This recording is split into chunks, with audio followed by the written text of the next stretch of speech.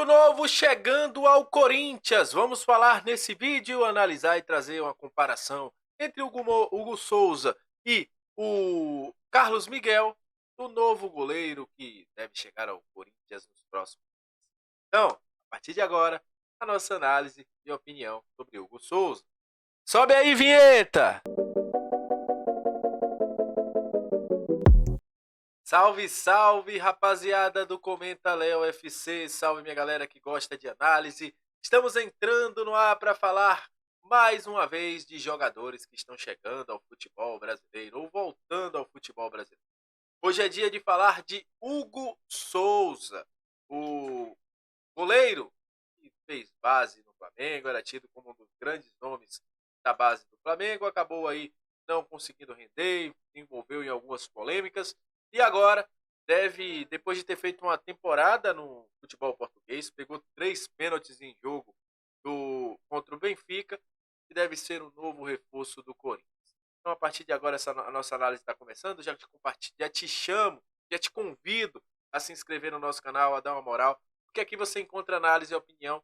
Também temos vídeos curtos fazendo comentários sobre jogos que estão passando, final de semana, meio de semana, enfim. Vem para o nosso Comenta Léo FC, que aqui é o lugar da análise. E olha, vamos falar de Hugo Souza a partir de agora, porque é um goleiro que sempre ficou notabilizado, vamos dizer assim, por ser um cara que foi tido como uma das grandes revelações do futebol brasileiro.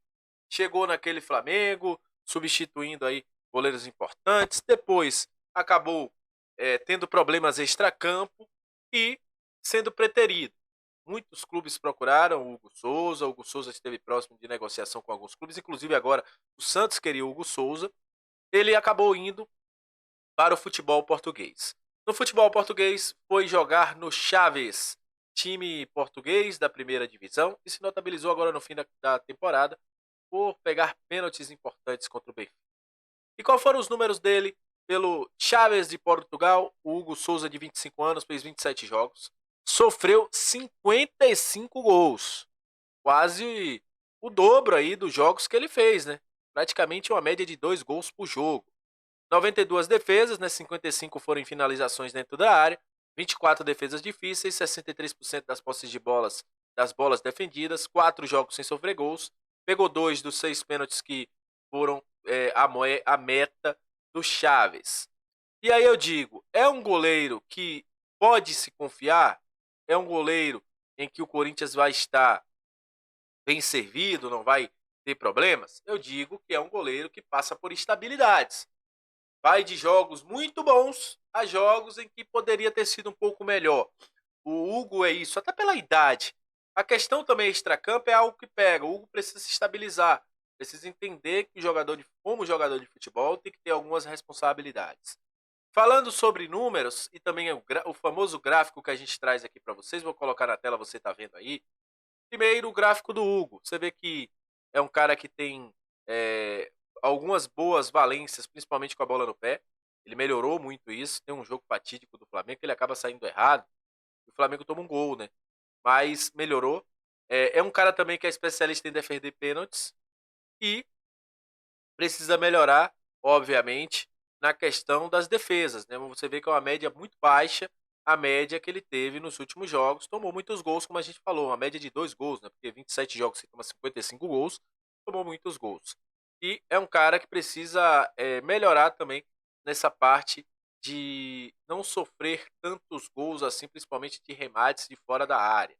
Então, esses foram os números do Hugo Souza jogando pelo Chaves. E aí a gente vai comparar, obviamente, com quem era titular do Corinthians, que é o Carlos Miguel.